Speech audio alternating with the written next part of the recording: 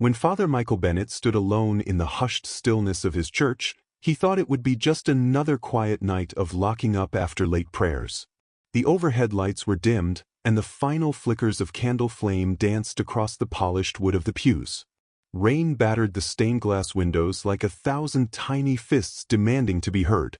It was in the midst of this sacred silence, deep into the late hours, that the heavy oak doors creaked, and a gust of damp night air swept through the nave. Father Michael turned, startled, to see a small, barefoot boy standing in the doorway. The child was drenched from head to toe, droplets of rainwater tracing pale rivulets down his trembling arms. His eyes darted nervously around the silent sanctuary, as though he expected a monster to leap out from behind the statues of saints at any moment. Something about the boy's presence sent a chill along the rows of pews and up Father Michael's spine.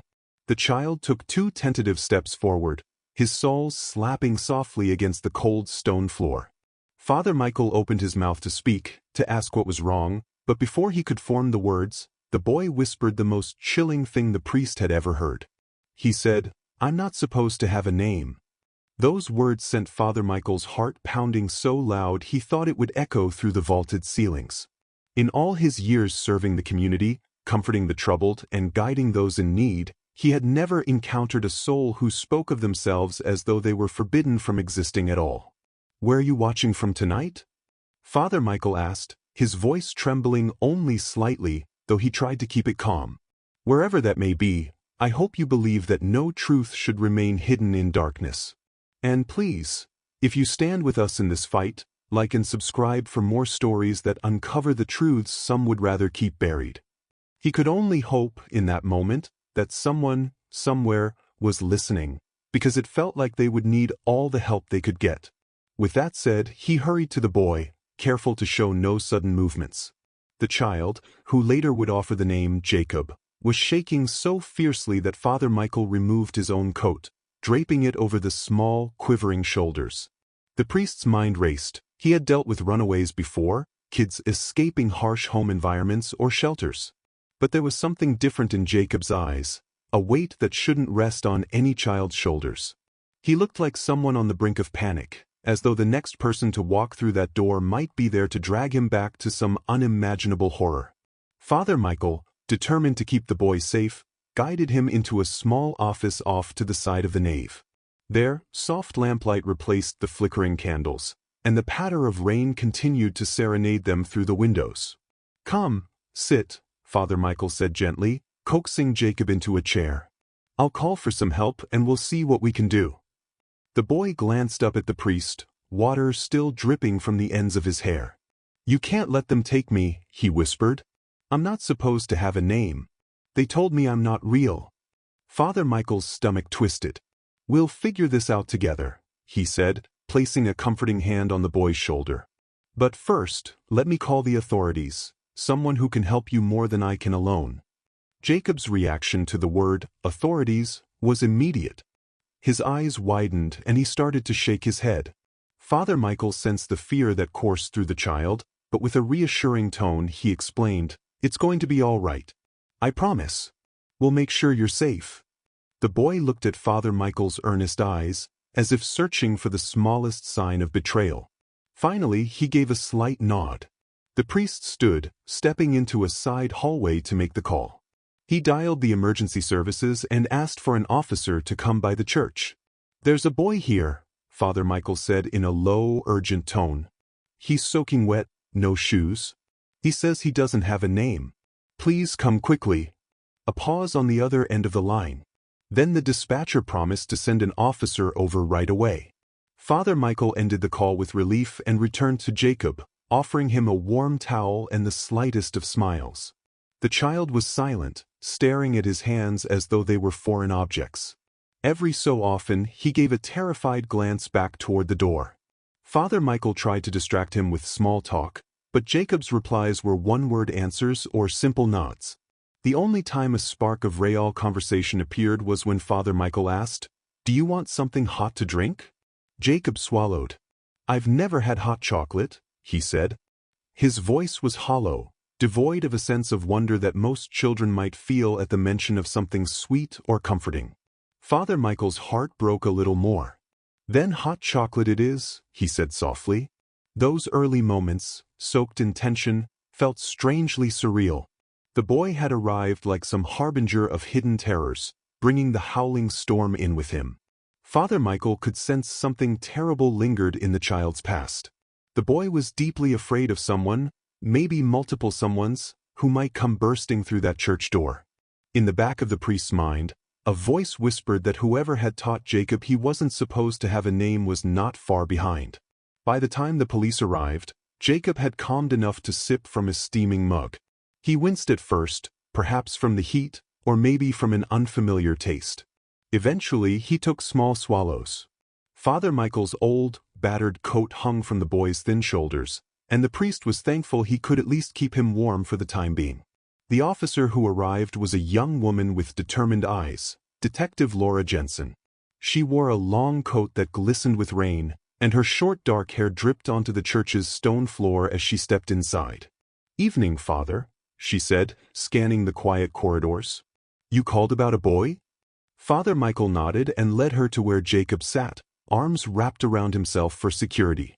Detective Jensen approached carefully, kneeling down in front of him so they were at eye level. "Hello," she said, her voice soft. "My name's Detective Laura Jensen. Can you tell me yours?" He hesitated. Then, glancing at Father Michael, he managed a faint whisper. "They called me Jacob. But I'm not. I'm not supposed to say." The detective shared a look with the priest, her brow furrowing. "Who told you that?" she asked gently. Jacob's lips trembled. "The people who kept me." He paused, as though weighed down by the memory of each word. "They said I'm not real. No one is supposed to know I exist." Detective Jensen straightened, trying to mask her alarm. She glanced around the church office, noting the sparse decor, the single wooden cross on the wall, the small desks stacked with books of scripture. Then she looked to Father Michael. "We'll need child protective services, maybe even a forensic interview. Do we have any idea where he came from?" The priest shook his head. "He just walked in. Soaking wet. Alone. He says he lived underground, like in a basement or bunker." Jacob hunched forward, gripping the edges of the coat around him. "They kept us locked away," he muttered.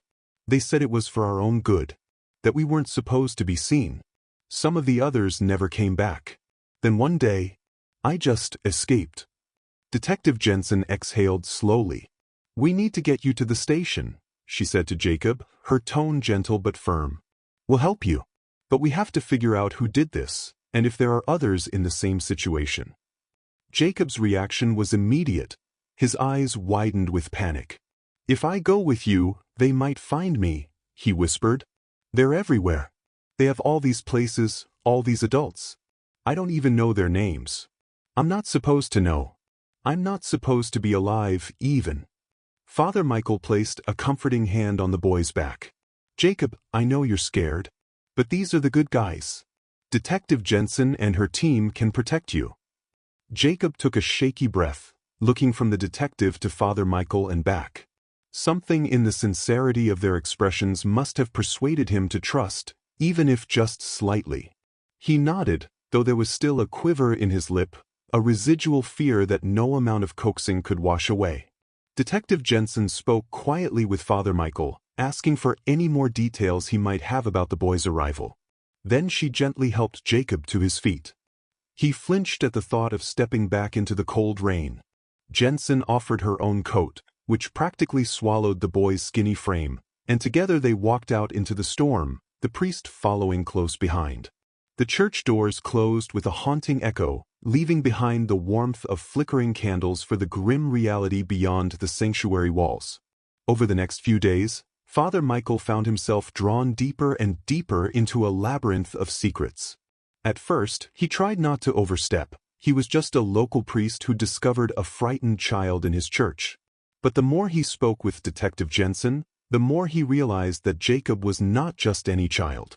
He was the key to something monstrous, a gateway to an underworld Father Michael hadn't even realized lurked in the shadows of their peaceful community. Though the police station was certainly not the most welcoming place for a traumatized child, it was where preliminary interviews had to happen. A child psychologist, a calm older woman named Dr. Lorraine Coleman, was called in to speak with Jacob.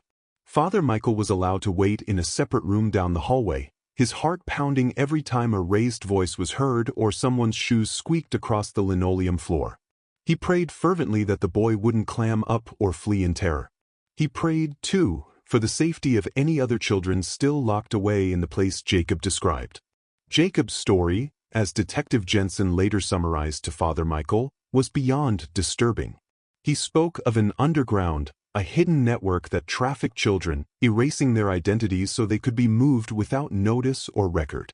Jacob had difficulty explaining the scope of it, only remembering rooms, dark, cramped spaces with several children each. He recalled one caretaker who forced them to complete menial tasks and told them they were worthless. He couldn't provide exact addresses, but he spoke of a barn in the woods and a hidden hatch leading to a bunker.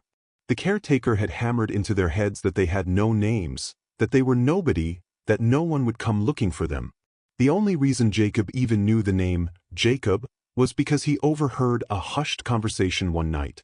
Someone had referred to him by that name, perhaps inadvertently. He clung to it like a lifeline.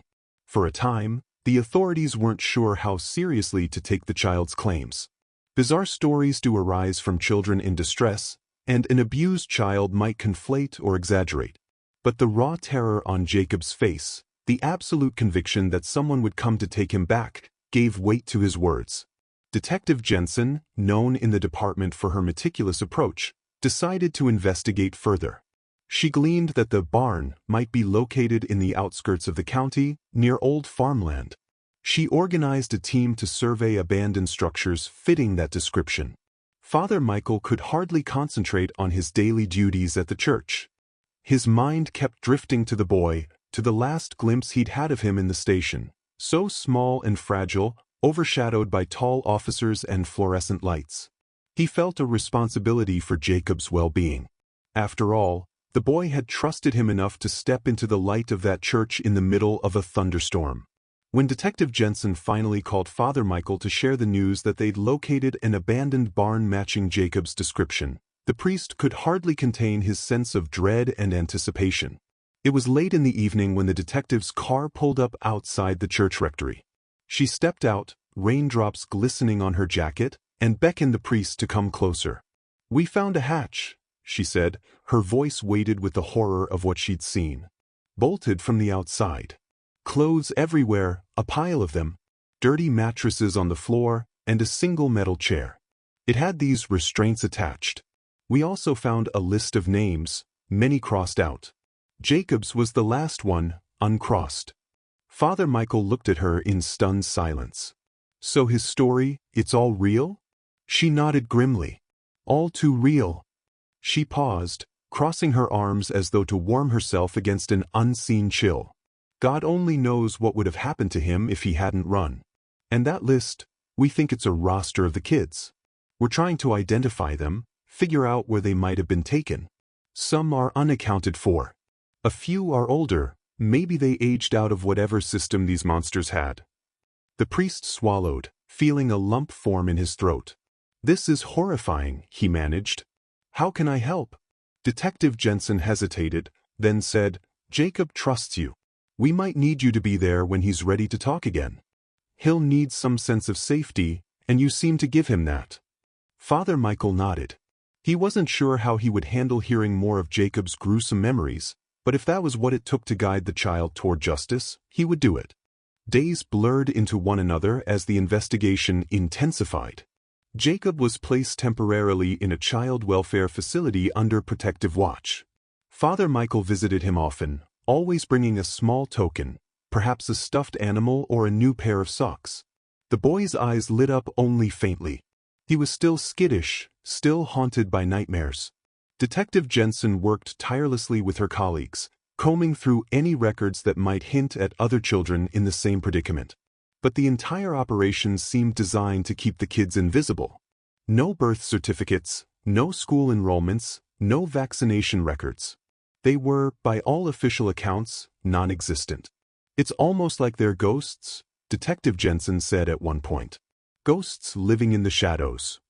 The deeper the investigators dug, the clearer it became that this trafficking ring was vast, spanning multiple states, possibly with branches that stretched further than they could imagine.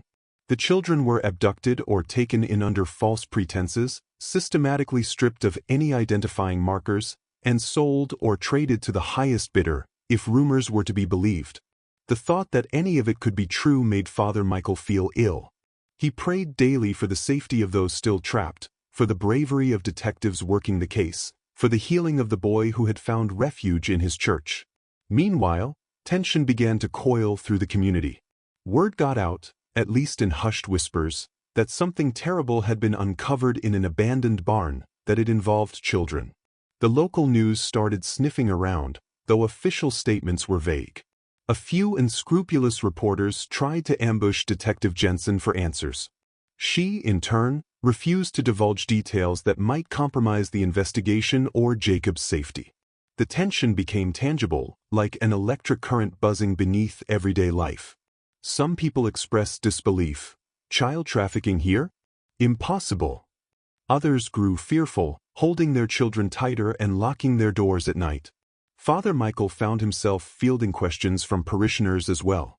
But confidentiality required that he reveal little. He simply urged them to pray for the children in need. Behind closed doors, though, he wrestled with the moral weight of the horrors he had glimpsed. He remembered how Jacob's voice trembled when he spoke of a caretaker who fed them scraps in the bunker, how other children were taken away and never returned. Those children, who were they? Where were they now? Please, Father, Jacob had once whispered, eyes brimming with tears. Don't let them forget me. Don't let them say I never existed. Father Michael had squeezed the boy's shoulder and replied, "We won't let that happen. I promise you." Time ticked forward, and Detective Jensen's team began piecing together more clues. A partial lead came from a woman at a local diner who remembered a man who used to drive out on the old farm road late at night. Another thread arrived when out-of-state police found a property with the same kind of subterranean bunkers. The pieces of a horrifying puzzle started to come together, suggesting a large-scale operation. Father Michael could hardly believe that something so evil had been thriving undetected, all while he and countless others went about their days in blissful ignorance. In that stressful period, Father Michael found himself waking in the small hours of the morning, drenched in sweat, nightmares dancing in his mind. He saw images of children, hundreds of them, locked underground, calling out to him for help, their voices echoing off damp stone walls. He would rise from bed, kneel by the cross in his rectory, and pray until the sun rose, hoping for any measure of comfort. One Sunday after Mass, he sat alone in the pews, eyes closed, hands clasped. Jacob's plight weighed heavily on him. The church was empty, only faint echoes of the congregation's hymns lingered in the air. Suddenly he heard footsteps. He turned to see Detective Jensen, still in plain clothes, standing in the aisle. She had a look of quiet determination mixed with exhaustion. "We found another location," she said quietly. "Out of state. We're mobilizing teams now. We think they're about to move some children, and we might be able to stop it."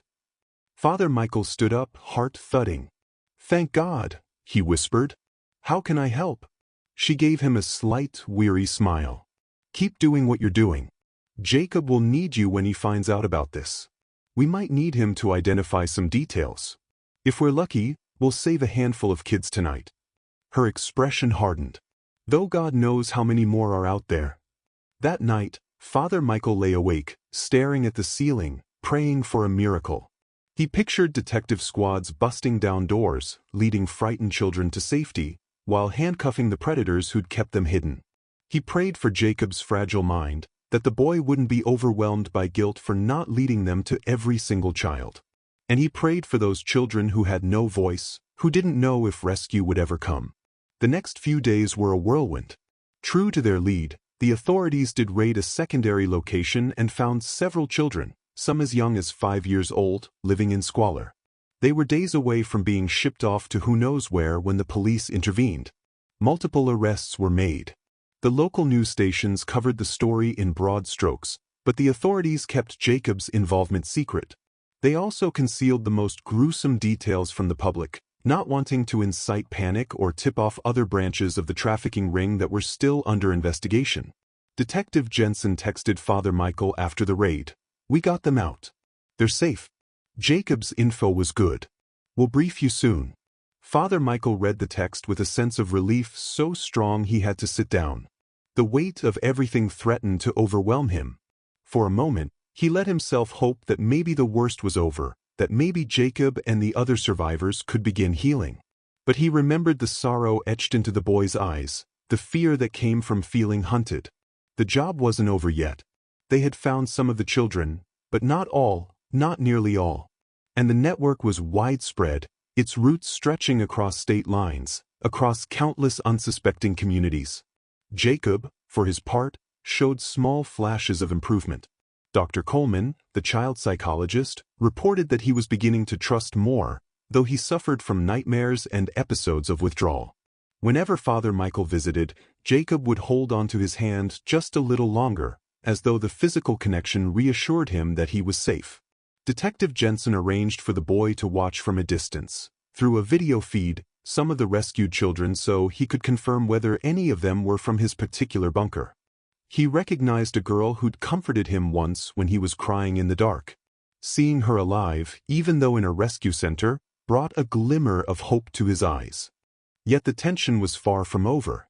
Rumors filtered through the department that certain powerful individuals might be complicit in the trafficking ring: politicians, businessmen, people with influence who could make evidence vanish or intimidate witnesses. Father Michael overheard enough from Detective Jensen's guarded remarks to realize that pressing charges against a large-scale operation would not be easy. He began to worry for Jacob's safety. If criminals of that caliber knew that the boy could potentially identify them, they might stop at nothing to silence him. One late afternoon, Father Michael was in his small rectory office when the phone rang. He picked up, expecting a parishioner or a volunteer, but instead heard only ragged breathing on the other end. "Hello," he said, his voice echoing in the quiet space. The breathing continued, unnerving and heavy, until the line went dead. Father Michael frowned, a chill coursing through his body.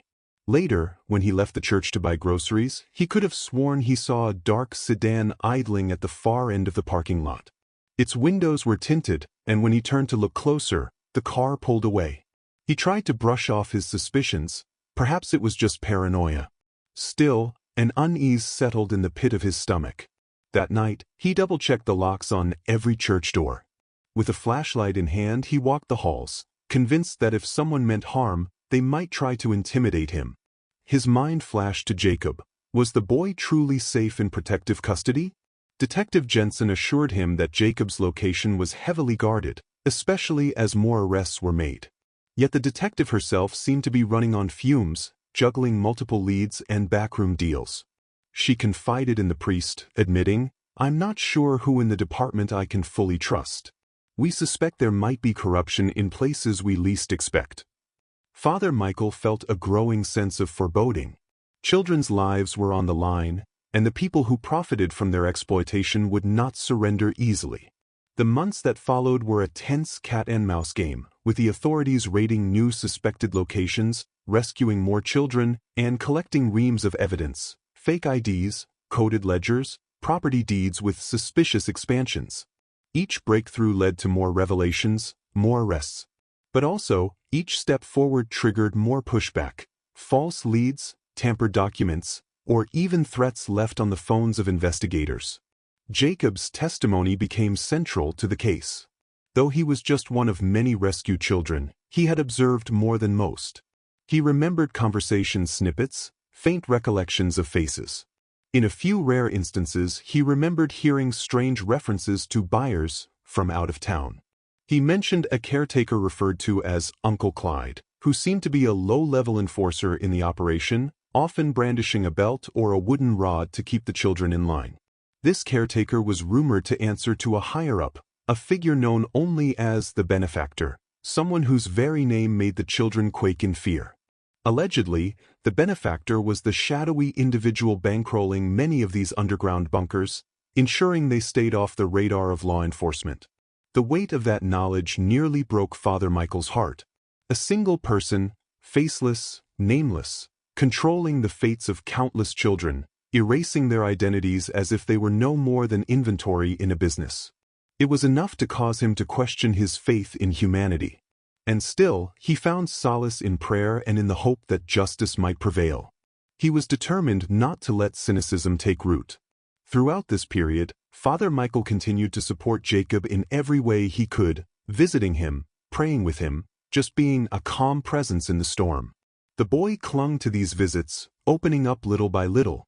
In quiet moments, Jacob spoke of the other children who had been with him in that hidden bunker, how they would huddle together in the darkness, whispering stories they half remembered from distant childhood days. Some children claimed to recall normal lives before being taken, while others had known nothing but captivity. That knowledge tormented Father Michael, an entire generation of stolen innocence, forced into corners of society that most people never knew existed. Detective Jensen included the priest in certain discussions because Jacob responded best when Father Michael was around. At one point, they asked Jacob if he recalled the outside of the barn or any noticeable landmarks. The boy frowned, trying to remember. "There was a big tree," he said softly, eyes closed as he pictured it. The caretaker called it the hanging tree. It was dead-looking, no leaves. And the barn was red, or maybe it used to be red, but the paint was peeling off. There was a little pond nearby. Sometimes they made us wash ourselves there. He shuddered, perhaps recalling how cold or humiliating that was. Every detail Jacob shared was cross-referenced with local maps. Bit by bit, a pattern emerged, a string of properties purchased under shell companies, all traced back to a series of hidden owners. As the case gained traction, local law enforcement teamed up with federal agencies. The net was widening. Several smaller fish within the trafficking ring cut deals with prosecutors, revealing partial truths to save themselves. The puzzle was massive, the pieces scattered across multiple states and multiple levels of criminal enterprises. Yet the crucial question remained: who was behind it all? If a single entity, the benefactor, stood at the apex, that person had the resources to keep slipping away, leaving underlings to be arrested. Amid all this, Father Michael found a deeper sense of purpose. He ministered not just to the spiritual needs of his parish, but to the practical ones of the rescued children. He began organizing donation drives for clothes, toys, and comfort items. At first, those who donated didn't know exactly what the cause was, only that the church was helping children in urgent need. Over time, some glimpses of the story leaked out, and the community, once so skeptical, banded together to support the survivors. It was a testament to the goodness that can flourish even in the midst of darkness. Families opened their homes to foster children, local businesses offered supplies, and volunteer therapists stepped forward to help with counseling. Still, for every act of kindness, the looming threat of the trafficking ring persisted. At the police station, Father Michael saw how the detectives looked over their shoulders as they worked. A sense of paranoia hung in the air, the awareness that any one of them could become a target. Detective Jensen, for her part, doubled down on her efforts, working long hours, barely sleeping. She admitted to Father Michael that she was receiving strange calls, too, silences on the other end, or sometimes a single word: "Stop. Whoever's behind this wants us to back off," she told him one evening, her voice laced with exhaustion and defiance. "They're scared because we're making progress." Father Michael's response was gentle but resolute. They should be scared. Evil can't hide forever. Days turned into weeks, weeks into months. The investigation swelled, culminating in a labyrinthine mess of legal paperwork, witness testimonies, and conflicting accounts. Defense attorneys for some of the arrested traffickers tried to discredit the children's statements, calling them unreliable. They argued the kids were brainwashed or prompted by detectives. It was a sickening display of the lengths criminals would go to preserve their profit chains. The children themselves, already traumatized, found the legal process daunting. But with caring professionals like Dr. Coleman, and with unwavering supporters like Father Michael, they persevered. Jacob remained the central figure, cooperating to identify various suspects through photo lineups. He recognized a few faces, trembling whenever he pointed them out. "That's the one who brought in new kids sometimes," he'd say, or He was the one who hurt us if we didn't listen. Each identification fueled the investigation, bringing them closer to unraveling the entire ring. Yet the shadow of the benefactor loomed large. Then, in a dramatic twist, an arrested middleman decided to talk. He provided scraps of evidence pointing to a well-known philanthropist, a wealthy man who chaired multiple charities, including some that ostensibly helped children. "It's a front," the middleman claimed. "He uses those charities as a cover, laundering money and funneling kids through safe houses." Detective Jensen, upon hearing this, went pale. The suspect she was shown a photo of, Matthew Caldwell, was practically a household name in the region. He donated large sums to orphanages, sponsored events for disadvantaged youth, and was frequently photographed with city officials. The mere idea that Caldwell could be the benefactor made Father Michael's blood run cold. Could someone so publicly benevolent actually be orchestrating something so evil? This revelation triggered a slew of legal wrangling. Caldwell had the best lawyers money could buy. He used his influence to stall investigations, claim harassment, threaten lawsuits. Still, Detective Jensen persisted. She built the case meticulously, forging alliances with federal agents. Eventually, they managed to subpoena Caldwell's financial records. Hidden accounts, suspicious transactions, properties purchased in others' names, all started to surface. The net was tightening, but Caldwell was cunning. He moved funds overnight, falsified documents, intimidated witnesses. There were rumors of hush money being offered to some of the rescued children's families, an attempt to keep them silent or coerce them into recanting their testimonies. Through it all, Jacob watched from the sidelines, haunted by the knowledge that the man possibly behind his suffering was still free, still living a luxurious life far away from any dingy bunkers or cramped rooms. He spent many days and nights in a secure foster facility, uncertain if each sunrise might bring men in black suits who'd whisk him away back to that nightmare. Father Michael visited him regularly, each time trying to bring a piece of normalcy, perhaps a short walk around the facility grounds, a game of checkers. One day, Jacob mustered the courage to ask, "Do you think the bad people will come for me, Father?" Father Michael placed a hand on the boy's shoulder. "We're going to keep you safe," he said. "Detective Jensen, the whole police force, they're working to protect you and others like you. Remember that. You're not alone." Jacob swallowed hard, nodding, though his eyes betrayed lingering doubts. A turning point arrived when Caldwell hosted a lavish charity gala in the heart of the city. The event was a grandiose affair, replete with red carpets, swirling spotlights, and a guest list featuring celebrities and politicians. It was an opportunity, Detective Jensen realized, to gather surveillance and perhaps even corner Caldwell. The detective's superiors, however, worried about tipping their hand too soon. They had one chance to bring down the entire operation properly, to gather indisputable evidence, ensure that Caldwell couldn't wiggle out on a technicality. Tension in the precinct soared. Fathers and mothers among the police staff looked at photos of their own kids, quietly fueling their resolve to see justice done. Detective Jensen, though outwardly stoic, confided in Father Michael that she was terrified of failing. "If I miss the chance to end this, they'll close up shop and relocate. All those kids still out there. If they move them now, we might never find them." Father Michael, who had come to see the detective as a deeply compassionate person beneath her tough exterior, offered a comforting word. "You've come too far to fail now. Think of Jacob and all the others you've saved already. They believe in you, and I do too." In the days leading up to the gala, the investigation ramped up to a fever pitch.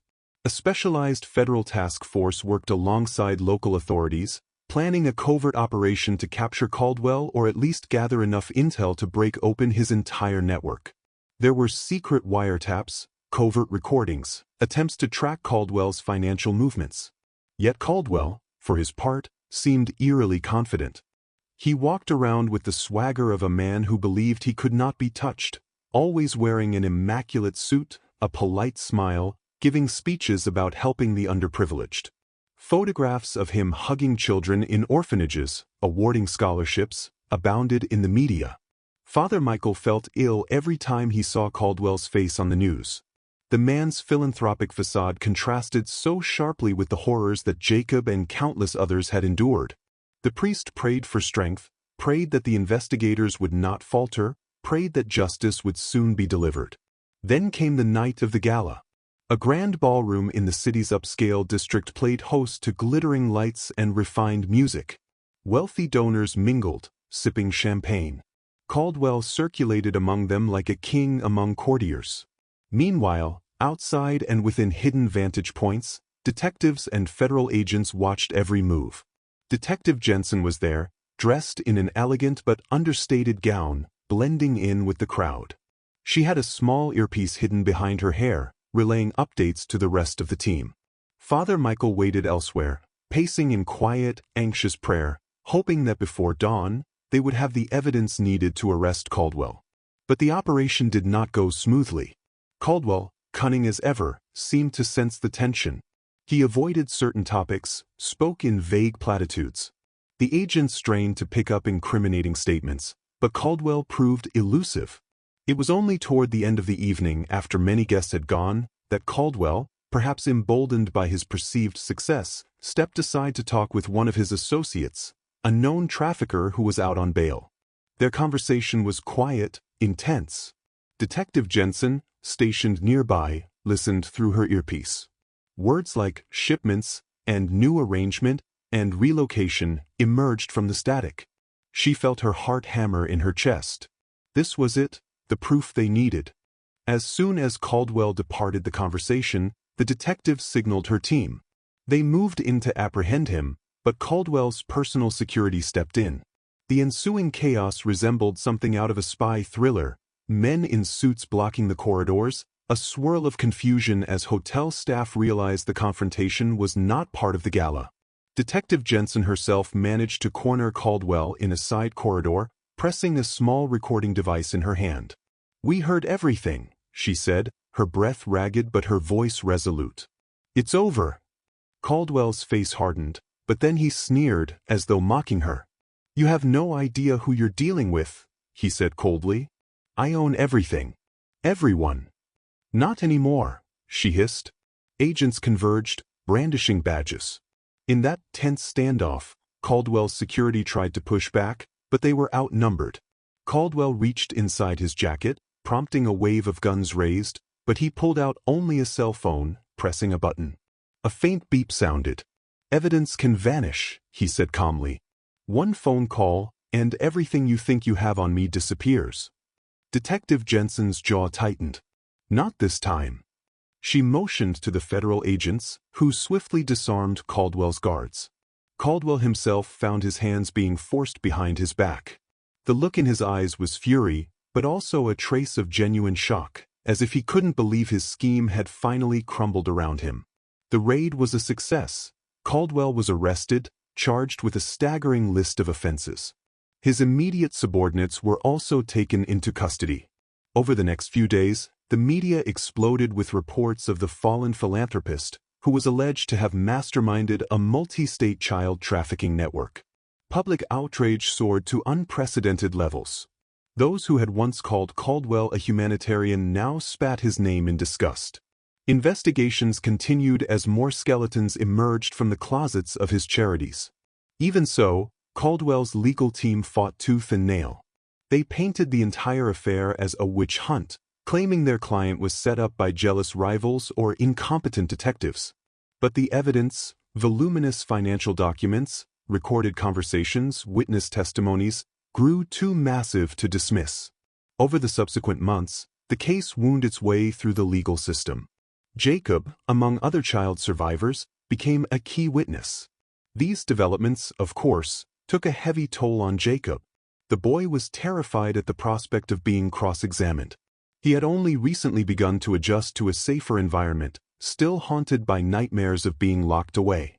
Father Michael, Dr. Coleman, and Detective Jensen all worked together to create a support system for him. They practiced potential court questions in a controlled, comforting space, ensuring that Jacob wouldn't feel attacked by the intimidating atmosphere of a courtroom. In each mock session, Father Michael sat nearby, giving Jacob a reassuring nod whenever he seemed to falter.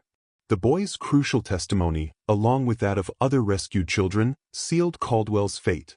In a highly publicized trial, details of the bunkers and trafficking pipeline were laid bare, horrifying the nation. Caldwell's attempts to intimidate or bribe his way out of consequences finally failed. The jury found him guilty on multiple counts: conspiracy, human trafficking, child endangerment, and more. When the verdict was announced, the courthouse erupted. Families of survivors wept in relief, and the media captured Caldwell's stone-faced expression as he was led away in handcuffs. At that moment, when the gavel fell, Father Michael felt a tide of emotion wash over him. He thought of the night Jacob first appeared in his church, dripping with rain, haunted by the words, "I'm not supposed to have a name." And now, here they were, ensuring that no one would ever again tell this child he was nameless or worthless. Justice, though it could never fully erase the traumas endured, provided a measure of closure and hope. The conflict that had cast such a long shadow was finally nearing its end. Caldwell's network was dismantled, with law enforcement continuing to sweep up the remnants across multiple states. More children were rescued. The public, once incredulous, now recognized that human trafficking was a real and terrifying issue, closer to home than anyone dared imagine. The community rallied around the survivors. The foster care system, while still overburdened, worked diligently to place them in nurturing environments. Donations to legitimate child advocacy groups soared. It felt like a new dawn had arrived, where people no longer turned a blind eye to invisible children. Jacob, at last, was placed with a loving foster family. They lived in a comfortable suburban home with a yard large enough for him to run around in. The parents, Mr. and Mrs. Wallace, had a gentle, patient manner. They understood the emotional complexities of caring for a child who had known nothing but fear. Dr. Coleman continued to provide therapy sessions, gradually guiding Jacob to rebuild his sense of self, to understand that he was indeed meant to exist, meant to have a name. Over time, the nightmares lessened. He even began to laugh at times, tentative, soft laughter that spoke of a budding innocence he had never truly known. In the weeks following Caldwell's conviction, Jacob kept expressing one wish: "I want to go see Father Michael again. Just to thank him." The Wallace family, after clearing it with social services, arranged a day when Jacob could visit the church. It was a bright, sunny afternoon when they arrived. Gone were the torrential rains that had soaked Jacob on that first fateful night. The church doors stood open, letting in beams of warm light that illuminated the pews. Father Michael waited inside, wearing his usual priestly attire, hands folded. When Jacob walked in, the priest's face lit up with a mixture of joy and reverence. The boy walked across the aisle, still a bit shy, and gave Father Michael a small, tentative hug. "You look good, Jacob," Father Michael said, patting the boy's back gently. "How are you feeling?" Jacob considered the question for a moment, then replied, "I'm better. Safer. I just wanted to say thank you for letting me stay that night, for telling me I had a name." Father Michael's eyes misted. He knelt down so he could look Jacob in the eye. "You've come such a long way," he said softly. "I'm proud of your courage. And I always will be." From inside his cassock, Father Michael pulled out a small, worn Bible. Its edges were frayed, and the leather cover was creased from years of use, but it carried a comforting sense of history and devotion. "I want you to have this," he said, pressing it into Jacob's hands, "so that whenever you feel doubt or fear or uncertainty, you'll have something to remind you that you are loved, that you have a home in this world." Jacob flipped through a few pages, smiling faintly at the underlined passages and margin notes. He cradled the book to his chest, as if it were a shield against the darkness that had once threatened to consume him. Father Michael walked him around the church, pointing out stained glass windows, telling simplified versions of the stories they depicted, stories of hope, of rescue, of miracles. Jacob listened intently, sometimes asking a question about the characters in the glass. When they reached the small office where Jacob had sipped his first cup of hot chocolate, a quiet hush fell over them. They both remembered how frightened he had been. Now, in that same space, Jacob stood taller, more confident. The ghosts of that terrible night were replaced by the light streaming through the windows. When it was time for Jacob to leave with his foster parents, Father Michael accompanied them to the church door. The bright daylight outside contrasted sharply with the memory of that stormy darkness months ago. Jacob smiled up at him, the corners of his mouth curving in a shy but genuine way. "Thank you," he repeated, and Father Michael nodded, unable to fully convey how much it meant to see Jacob safe and on a path to healing. In the following weeks, the final details of Caldwell's sentencing came down, a lengthy prison term, effectively ensuring he'd never walk free to harm another child. The network's higher-ups were also indicted, and multiple properties were seized and repurposed as shelters for at-risk youth. The entire region began implementing reforms, with local authorities forming task forces to prevent such heinous crimes from taking root again. Detective Jensen, for her tireless work, received a commendation. But she insisted the real heroes were the children themselves, who bravely testified and risked everything to bring the truth to light. Throughout that period, Father Michael continued his ministry with renewed vigor. He counseled families who were shaken by the revelations, comforted children who needed reassurance that evil would not prevail. For a time, he also wrestled with his own doubts. Why had God allowed such atrocities in the first place?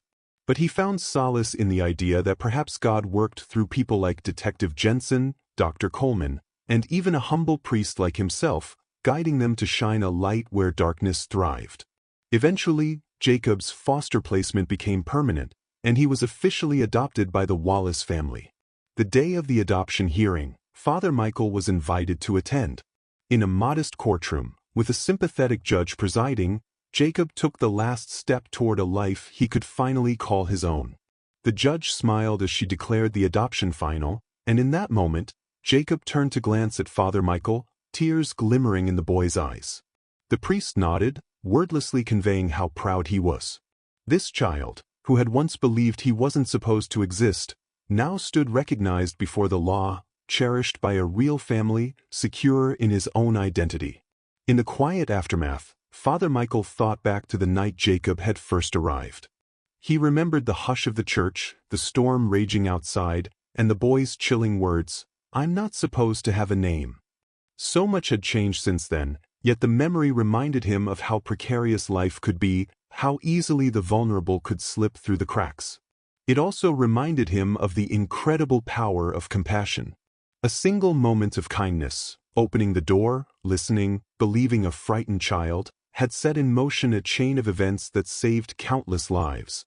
Whenever Father Michael reflected on that journey, he felt both sorrow for the pain inflicted upon innocents and gratitude for the resilience he witnessed. After the final convictions were handed down, after the last of Caldwell's properties were confiscated, a sense of collective relief washed over the community. The tragedy would never be forgotten, but in that memory lay a cautionary tale and a testament to what good people can accomplish when they refuse to remain silent. On a mild, sunny afternoon, some months after the trial, Father Michael found a moment of solitude in his church. He set up a small table near the entrance, placing a single candle on it. In front of the candle, he laid a notebook. On the notebook's cover, in simple handwriting, he'd written, "For the children who found their way home." Inside were pages left blank.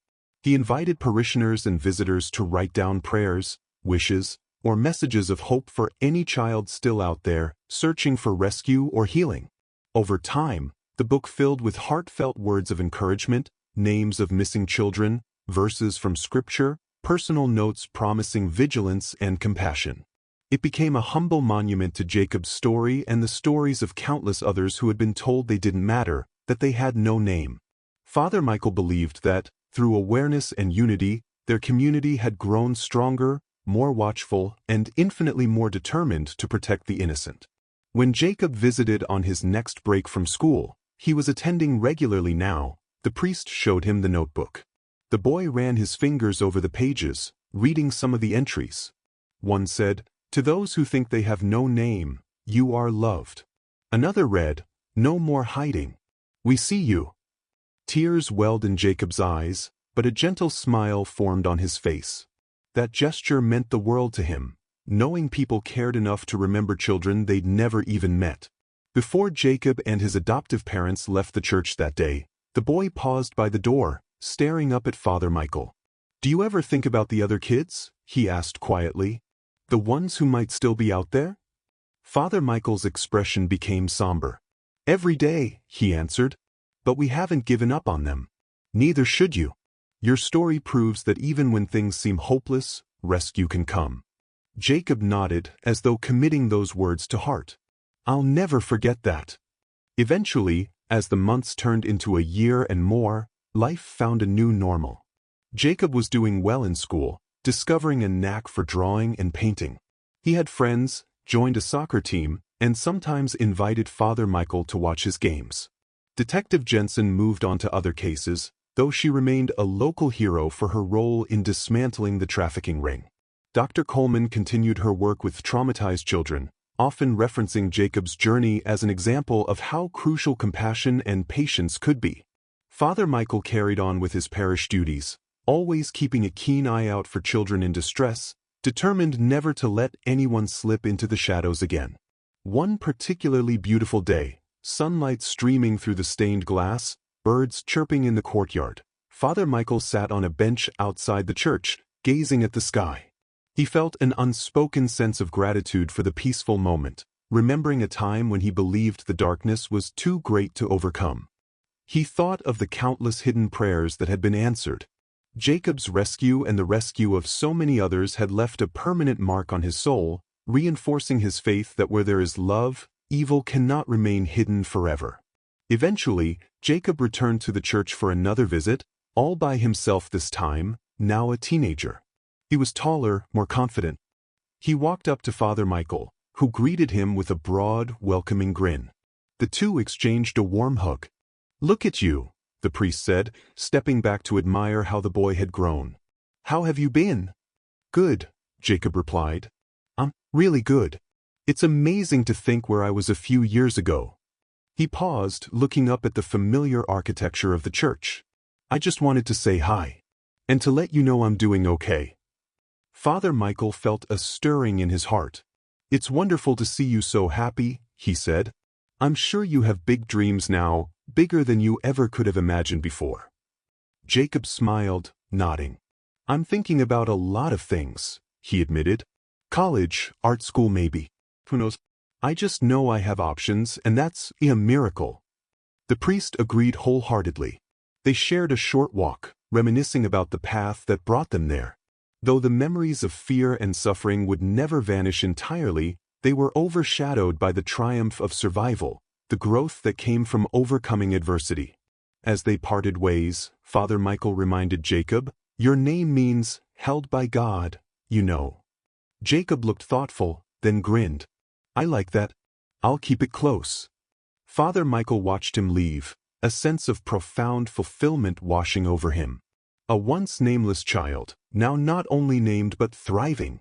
If he ever needed a testament to the power of faith, empathy, and relentless pursuit of truth, Jacob was it. And that, dear listener, brings us to the close of this story. A boy who wasn't allowed to have a name finally stands proud, free, and recognized, his dark past a crucial reminder of what can happen when good people shine a light in hidden places. If you found value in this story, if you believe the truth should always come to light, please like and subscribe for more such accounts of hope and resilience. Thank you for watching, and may we never forget those still waiting for their names to be heard. Don't forget to like and subscribe for more gripping stories.